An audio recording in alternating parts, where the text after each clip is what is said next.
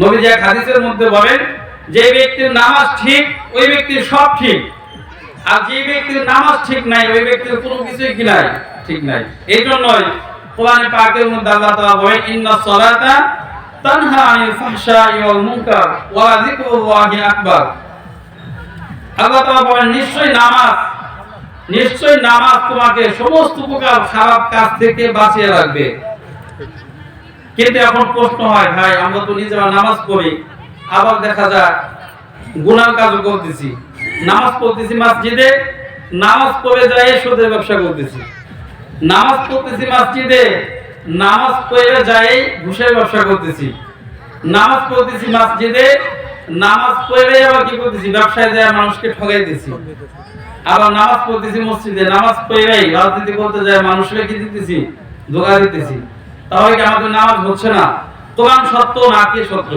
কোরআনে কি বলছে আল্লাহ তাআলা, যে যদি নামাজ তোমাকে সমস্ত প্রকার খারাপ কাজ থেকে বাঁচাবে, কিন্তু এখন তো বর্তমানে দেখা যাচ্ছে নামাজ আমাদেরকে কি বাঁচাইতেছে না।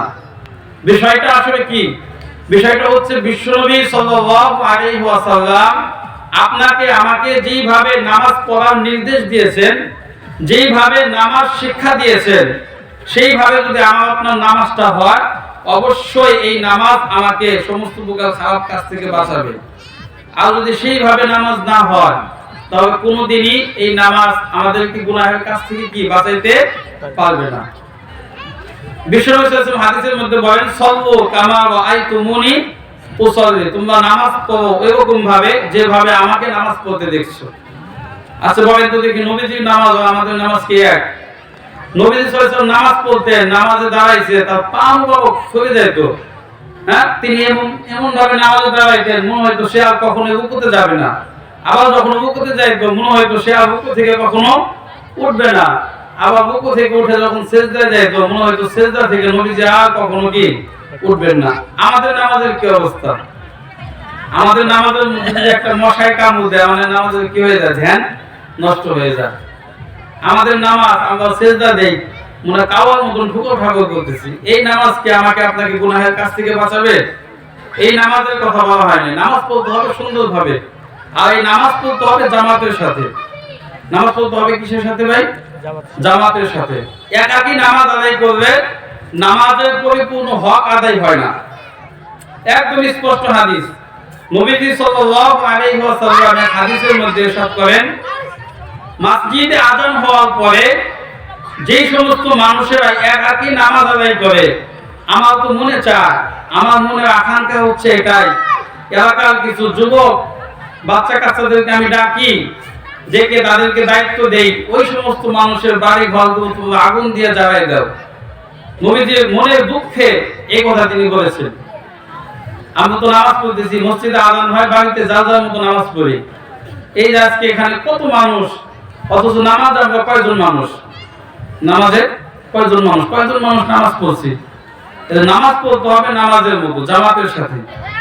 নামাজ পড়তে হবে কিসের সাথে?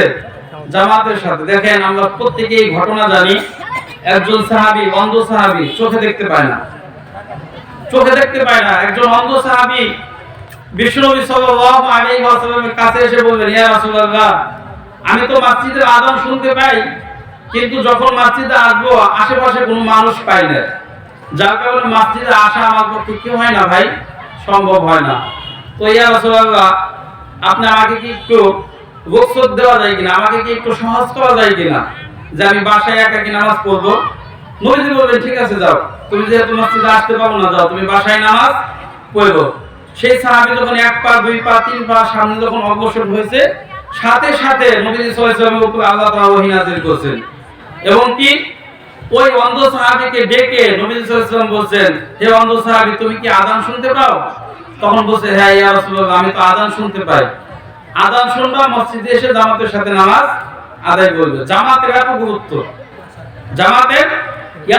একজন অন্ধ সাহাবীকেও বিশ্বনবী সাল্লাল্লাহু আলাইহি ওয়াসাল্লাম বাসায় একাকী নামাজ পড়ার কি দেন নাই, সুযোগ দেন নাই।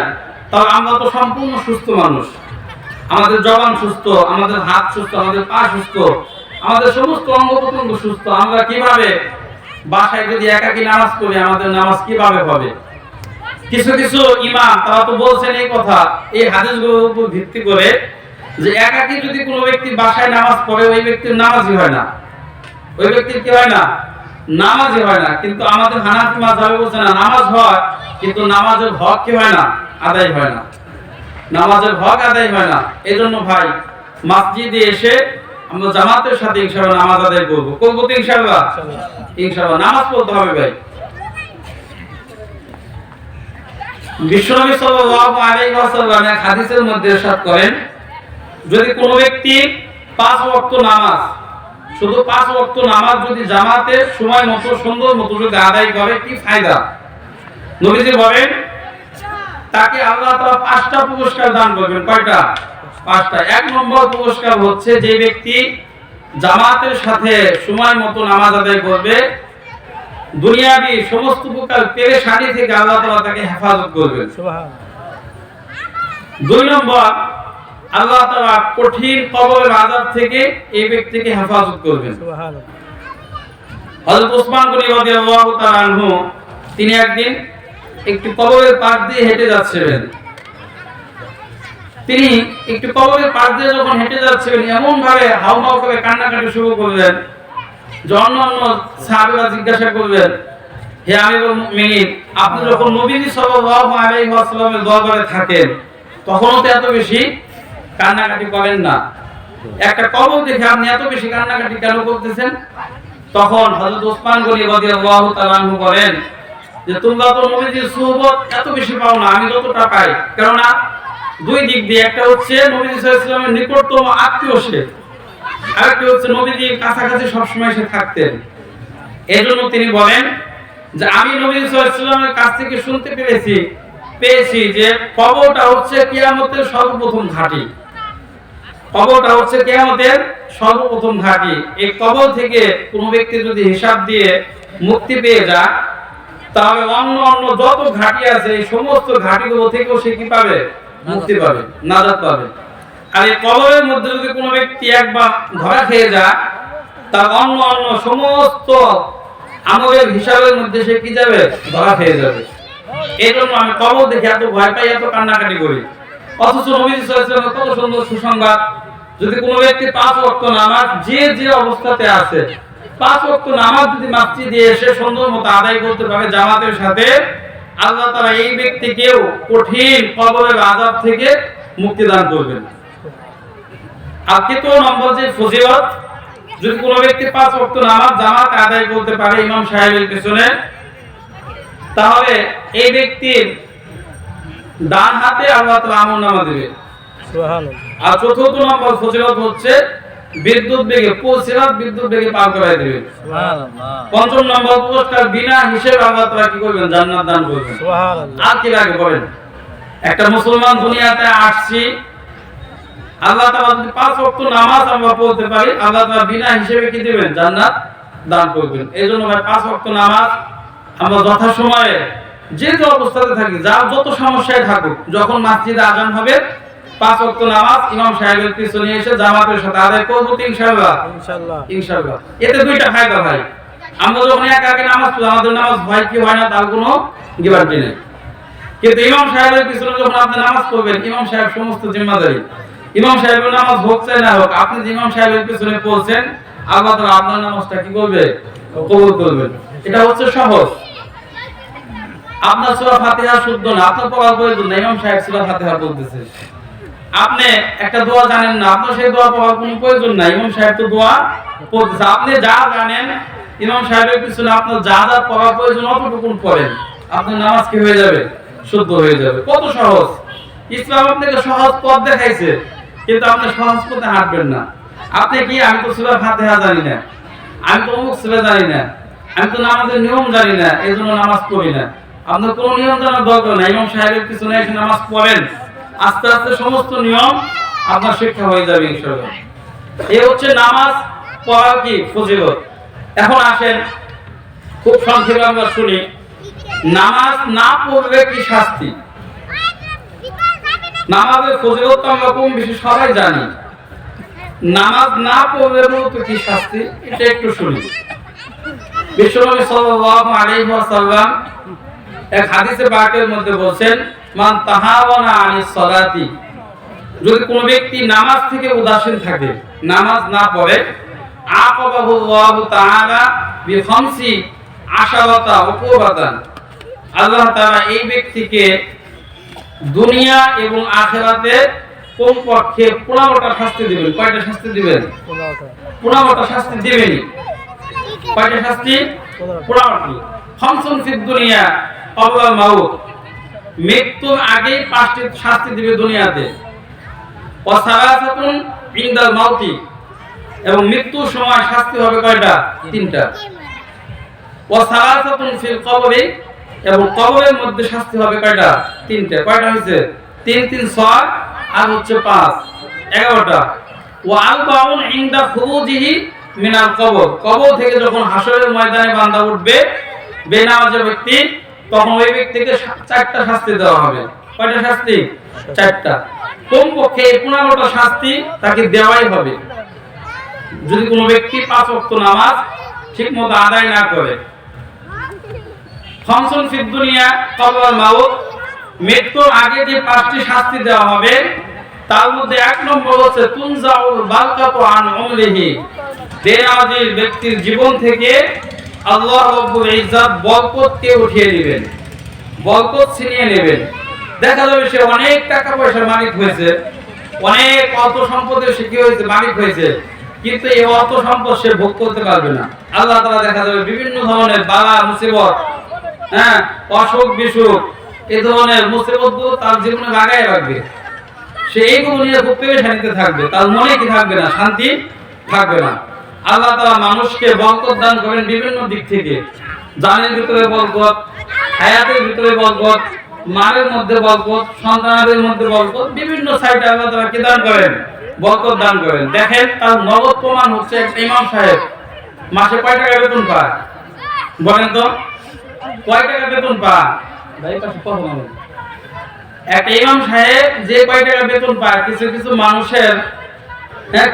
মানুষের চা খরচ কি হয় না, কিন্তু তারপরেও দেখবেন ইমাম সাহেব কিন্তু সবচেয়ে সুখী।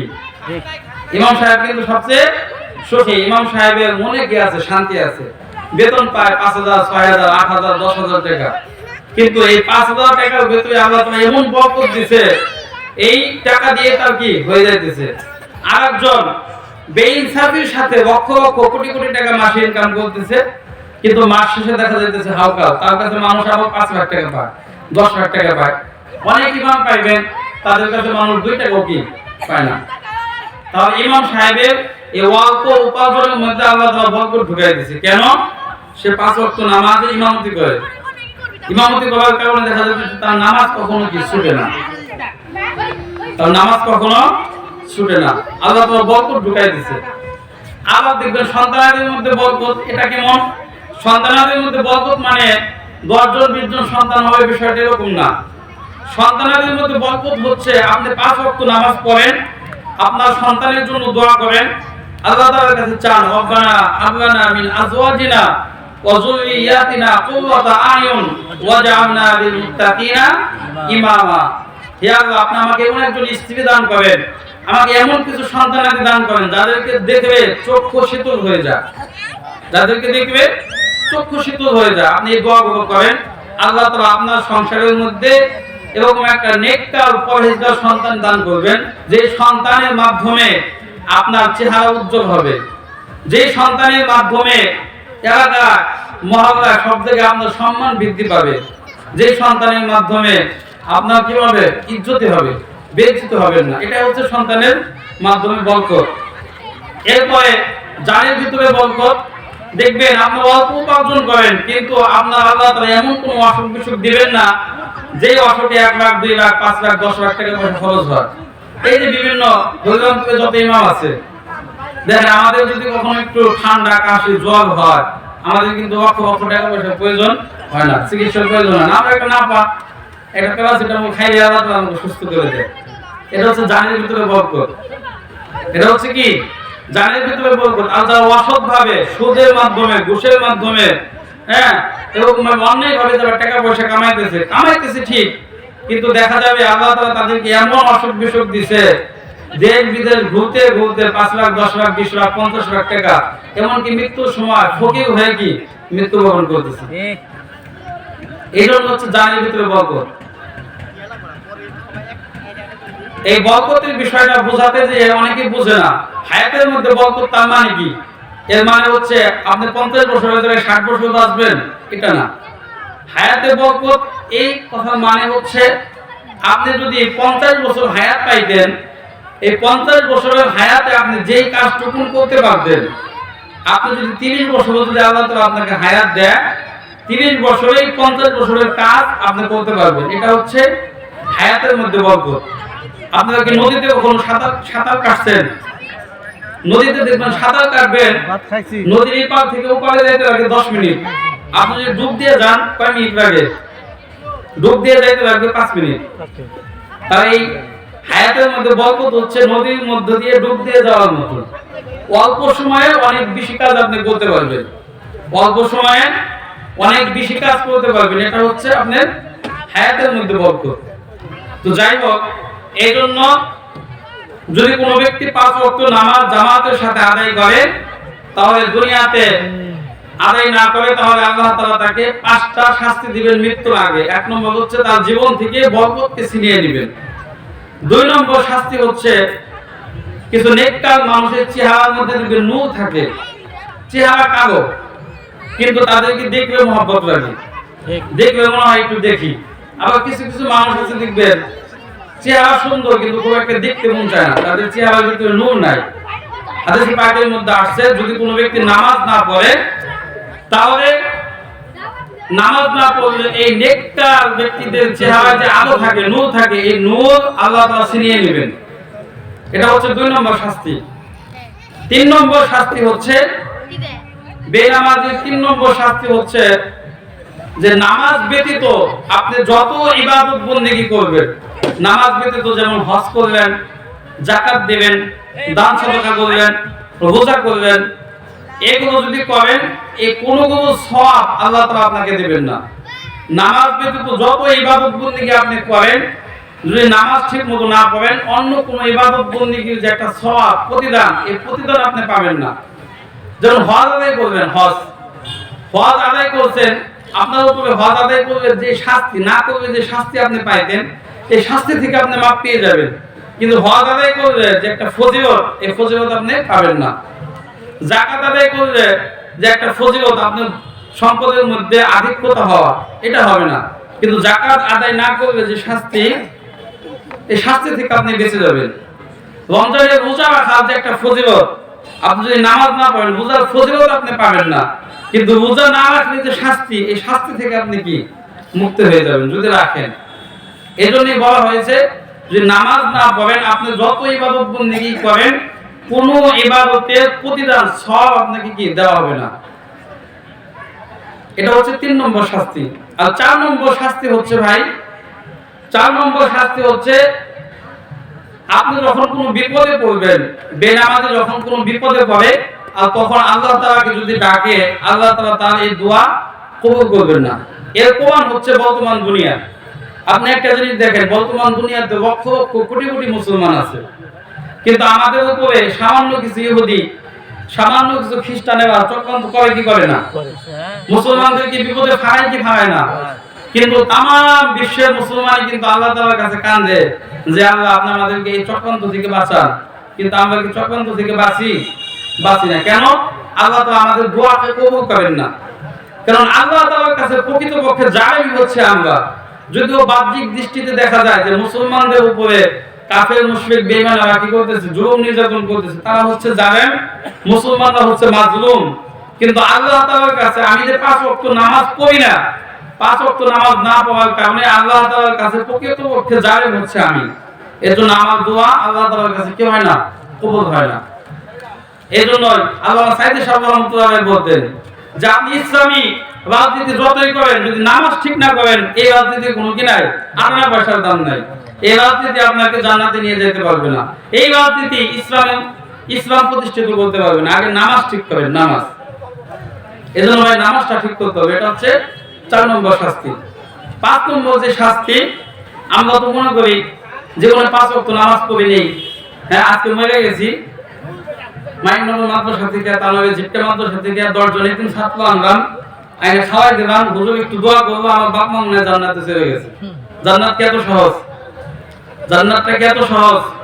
নবীজি সাল্লাল্লাহু আলাইহি ওয়াসাল্লাম বলেন যে মুস্তাজাবুদ দাওয়া, মুস্তাজাবুদ দাওয়া বলা হয় ওই ব্যক্তিকে যে আল্লাহ তাআলার কাছে দোয়া বলার সাথে সাথে আল্লাহ তাআলা ওই ব্যক্তির দোয়াকে কি করেন? কবুল করে নেন। এই ব্যক্তি বলা হয় মুস্তাজাবুদ দাওয়া। নবী সাল্লাল্লাহু আলাইহি ওয়াসাল্লাম হাদিসের মধ্যে স্পষ্টভাবে বলেন যদি কোনো ব্যক্তি 5 ওয়াক্ত নামাজ ঠিকমতো আদায় না করে, এই মুস্তাজাবুদ দাওয়া ব্যক্তি, যে ব্যক্তির দোয়া আল্লাহ তাআলা কখনোই কি দেন নাই, ব্যথা দেন নাই, এমন ব্যক্তিও যদি বেনামাজের পক্ষে আল্লাহ তাআলার কাছে দোয়া করে, আল্লাহ তাআলা এই বেনামাজি ব্যক্তির দোয়া, বেনামাজের পক্ষে মুস্তাজাবুদ দাওয়া ব্যক্তির দোয়া কি করবেন না? কবুল করবেন না। এজন্য আপনি মাইক্রোফোন থেকে হুজুর আনবেন, জিটকে থেকে হুজুর আনবেন, বর্তমানে মসজিদে হুজুর দিয়ে দোয়া করবেন, আর মনে করবেন আমি জান্নাতে যাবো গা, এত সহজ না। আগে নিজের নামাজটা নিজে পড়তে হবে। আপনি নামাজ না পড়েন, যত হুজুর দিয়ে দোয়া করেন, এই দোয়া আল্লাহ তাআলার কাছে কি হবে না? কবুল হবে না। এটা হাদিস, আমার সাথে তর্ক করে লাভ নেই। আপনি হাদিসের কিতাব খুলেন, দেখবেন হাদিসে এরকম ব্যাখ্যা আছে। আগে নিজে নামাজ পড়েন। নামাজ যদি না পড়েন তাহলে যত হুজুর দিয়ে দোয়া করেন না কেন, আপনার পক্ষে এই দোয়া কি হবে না? কবুল হবে না। এটা হচ্ছে 5 নম্বর শাস্তি। তাহলে বলেন তো দেখি 1 নম্বর শাস্তির কথা কি বললাম? 1 নম্বর শাস্তি হচ্ছে আপনার জীবন থেকে আল্লাহ তাআলা বরকত ছিনিয়ে নেবেন। 2 নম্বর শাস্তি হচ্ছে নেককার ব্যক্তিদের চেহারার মধ্যে যে নূর থাকে, এই নূর আপনার চেহারা থেকে আল্লাহ তাআলা উঠায় নেবেন যদি নামাজ না পড়েন। 3 নম্বর হচ্ছে এই নামাজ ব্যতীত আপনি যত সওয়াবের কাজ করবেন, কোন একটা সওয়াবের কাজের মধ্যে আল্লাহ তাআলা আপনাকে কি দিবেন না? সওয়াব দিবেন না, প্রতিদান দিবেন না। আর আরেকটি হচ্ছে আপনি যখন কোনো বিপদে পড়বেন, আল্লাহ তাআলার কাছে যতই কান্নাকাটি করেন, আল্লাহ তাআলা আপনার দোয়া কি করবেন না? কবুল করবেন না। আর 5 নম্বর শাস্তি হচ্ছে এই মুস্তাজাবুদ দাওয়া ব্যক্তিদের যদি আপনার পক্ষে দোয়া কবুল করেন, আল্লাহ তাআলা আপনার দোয়া কি করবে না? কবুল করবে না। এটা হচ্ছে দুনিয়াতে 5টি শাস্তি যদি কোনো ব্যক্তি নামাজ না পড়ে অবশ্যই ভোগ করতে হবে। আর 3টি শাস্তি দেওয়া হবে মৃত্যুর সময়। ওয়াসারাতুন ইনদাল মাউত, যে ব্যক্তি 5 ওয়াক্ত নামাজ পড়বে না ঠিকমতো, তাকে কয়টা শাস্তি দেওয়া হবে? মৃত্যুর সময় 3টি। 1 নম্বর শাস্তি হচ্ছে লাঞ্ছনা, অপদস্থতা সাথে বেইজ্জতির সাথে আপনার কি হবে? মৃত্যু হবে, ইজ্জতের সাথে হবে না। যেমন বাথরুমে যায় মারা গেছেন, দুর্নীতি করতে গিয়ে মারা যায়, অথবা চুরি করতে যায় কি গেল?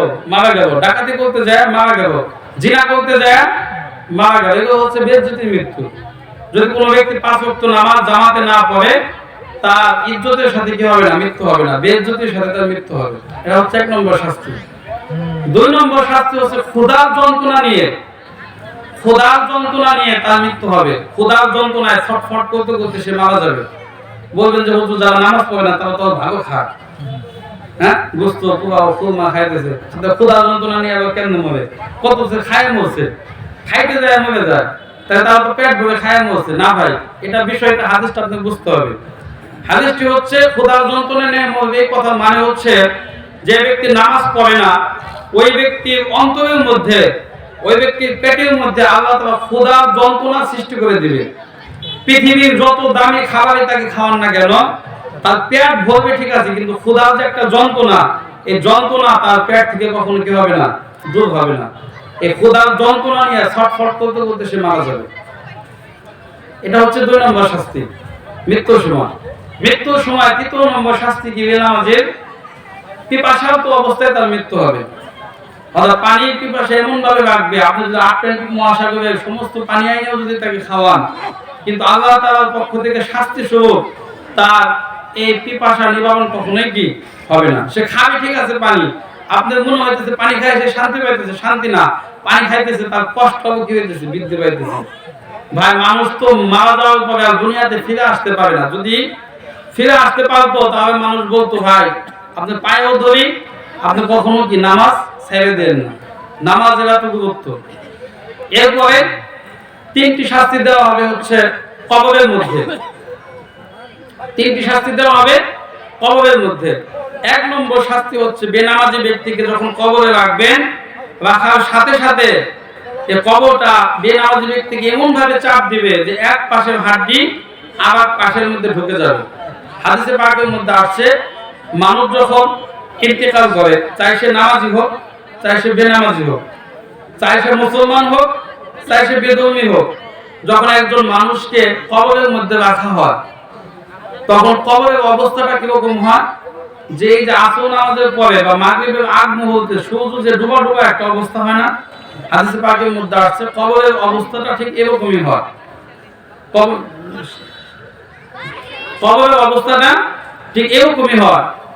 যদি কোনো সেই ব্যক্তি যদি বেনামাজি হয়, নামাজি যদি হয়, তাহলে সে তার অন্তরের মধ্যে যখন রূহ দেওয়া হয় তখন সে বলতে থাকে, হায় হায় আজকে আসরের নামাজ তো পড়িনি, পানি আনো, আমি আসরের নামাজ পড়বো। তখন ফেরেশতারা বলতে থাকে, নাম কানামাতির আরজ, দুনিয়াতে অনেক নামাজ পড়ছেন, দুনিয়াতে অনেক নামাজ পড়ছেন, এখন আর নামাজ পড়ার প্রয়োজন নাই, আপনি নববধূর মতো ঘুমায় যান, নামাজের ব্যক্তি ঘুমায় যাবে। আর যদি বেনামাজি হয়, কবরে রাখার সাথে সাথে কবরটা তাকে এমন ভাবে চাপ দিবে এক পাশে হাড়টি আর এক পাশে ঢুকে যাবে। এটা হচ্ছে 1 নম্বর শাস্তি। 2 নম্বর শাস্তি হচ্ছে কবরের মধ্যে আগুন জ্বালিয়ে দেওয়া হবে। কি দ্বারা জ্বালিয়ে দেওয়া হবে? আগুন। কতদিন ভাই? হাদিসে পাকের মধ্যে আসে, যে ব্যক্তি এই পৃথিবী থেকে সর্বশেষ ইন্তিকাল করবে, যে ব্যক্তি এই পৃথিবী থেকে সর্বশেষ কবরে যাবে, ওই ব্যক্তি 40,000 বছর কবরে অবস্থান করবে। কত বছর? 40,000। এত দীর্ঘ সময় কবরের মধ্যে আগুন জ্বালিয়ে দেওয়া হবে, তার জান বের হবে না, কারণ মৃত্যু তো একবার, মৃত্যু হয়ে গেছে। সে আল্লাহ তাআলার কাছে মৃত্যু কামনা করবে, আল্লাহ আমাকে মৃত্যু দিয়ে দেন। আজাব আর সহ্য করতে পারতেছেন, আল্লাহ আপনি আমাকে মৃত্যু দিয়ে দেন, কিন্তু আল্লাহ তাআলা তো মৃত্যু দিবেন না। কবরের মধ্যে সেরকম দীর্ঘ টাইম জ্বলতে থাকবে যদি নামাজ না পড়ে। আর 3 নম্বর শাস্তি কবরের মধ্যে, কবরে বেনামাজির জন্য একটা বিষাক্ত সাপ আল্লাহ তাআলা নিযুক্ত করবেন।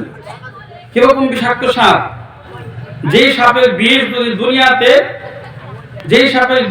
দুনিয়াতে এক ফোঁটা নিক্ষেপ করতো তাহলে দুনিয়ার সব কিছু বিষে বিষাক্ত হয়ে যেত। এরকম বিষাক্ত সাপ।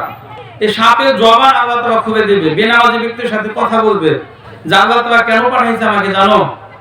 আল্লাহ তাআলা পাঠাইছে হচ্ছে তুমি যে ফজরের নামাজ পড়ো নাই, ফজর থেকে নিয়ে যোহর পর্যন্ত তোমাকে ধ্বংস করার জন্য আল্লাহ তাআলা আমাকে পাঠাইছে। আবার তুমি যে যোহরের নামাজ পড়ো নাই, যোহর থেকে নিয়ে আসর পর্যন্ত আল্লাহ তাআলা ধ্বংস করার জন্য আমাকে পাঠাইছে। আবার যে আসর পড়ো নাই, আসর থেকে মাগরিব যে পড়ো নাই, মাগরিব থেকে এশা পড়ো নাই, এশা থেকে ফজর পর্যন্ত ধ্বংস করার জন্য আল্লাহ তাআলা আমাকে পাঠাইছে। আর তার ধ্বংসের পাওয়ার হবে এত, একবার যখন সবর দিবে, এক সবরে 70,000 গজ মাটির নিচে চলে যাবে। এরকম বিষাক্ত সাপ রাত দিন 24 ঘন্টা বেনামাজি ব্যক্তিকে কবরের মধ্যে ধ্বংস করতে থাকবে। চিন্তা করা যায়, একটু ভাবেন, আপনি রাতে ঘুমাইছেন, আপনার খাটের পাশে যদি একটা মরা সাপ, তাজা না, একটা মরা সাপ যদি শুয়ে থাকে, আপনার কি অবস্থা হবে? আর কবরের মধ্যে ভাই একা একা থাকবেন, যদি নামাজ দুনিয়াতে ঠিক মতো না পড়ে, এরকম বিষাক্ত সাপ আমার আপনার জন্য আল্লাহ তাআলা নিযুক্ত করবেন। এজন্য ভাই 5 ওয়াক্ত নামাজ জামাতে পড়বো তো ইনশাআল্লাহ। ইনশাআল্লাহ আমরা সবাই 5 ওয়াক্ত নামাজ পড়বো। আমরা যে কঠিন এই কবরের আযাব থেকে যদি মুক্তি পেতে চাই, উপায় একটাই, 5 ওয়াক্ত নামাজ জামাতের সাথে পড়া। নবী সাল্লাল্লাহু আলাইহি ওয়াসাল্লামের সর্বশেষ যে বক্তব্য ছিল ইন্তেকালের আগ মুহূর্তে, নবী সাল্লাল্লাহু আলাইহি ওয়াসাল্লাম বলেন তিনি শেষ সময় অসুস্থ ছিলেন। অসুস্থ, এমন অসুস্থ যে তিনি মসজিদে হেঁটে যাইতে পারতেন না। 2 জন সাহাবীর কাঁধে ভর করে সে মসজিদে গেছেন এবং তিনি মৃত্যুর আগ মুহূর্তে বলেছেন, আস-সালাত ওয়া মা মালাকাত আইমানুকুম, নামাজ নামাজ নামাজ, ওয়া আমার উম্মতেরা তোমরা নামাজকে ছেড়ে দিও না, নামাজকে আঁকড়ে ধরো, নামাজ পড়ো, আল্লাহ তাআলা তোমাদের সমস্ত বিষয়গুলোকে সহজ করে দিবেন। এইজন্য আল্লাহ তাআলা আমাদের প্রত্যেককে 5 ওয়াক্ত নামাজ জামাতের সাথে আদায় করার তৌফিক দান করেন। এরপরে মৃত্যু কবর থেকে নিয়ে যখন হাসরের ময়দানে উঠাবে তখন 4টে শাস্তির কথা, এটা ইনশাআল্লাহ অন্য কোনো দিন যদি সময় হয় ইনশাআল্লাহ আলোচনা করব। আল্লাহ তাআলা আমাদের প্রত্যেককে আজকে যে কথাগুলো হয়েছে এর মধ্যে যদি কোনো ভুল ভ্রান্তি হয়ে থাকে আল্লাহ তাআলা আমাদেরকে নিজ গুণে ক্ষমা করে দিক। আর এর মধ্যে যদি কোনো ভালো কথা হয়ে থাকে প্রত্যেকটা কথার উপরে আমি আপনারা প্রত্যেকেই যেন আমল করতে পারি, আল্লাহ তাআলা আমাদেরকে সেই তৌফিক দান করেন। আমিন ওয়া আখিরু দাওয়ানা আলহামদুলিল্লাহি রাব্বিল আলামিন। আসসালামু আলাইকুম ওয়া রাহমাতুল্লাহি ওয়া বারাকাতুহু। ওয়া আলাইকুম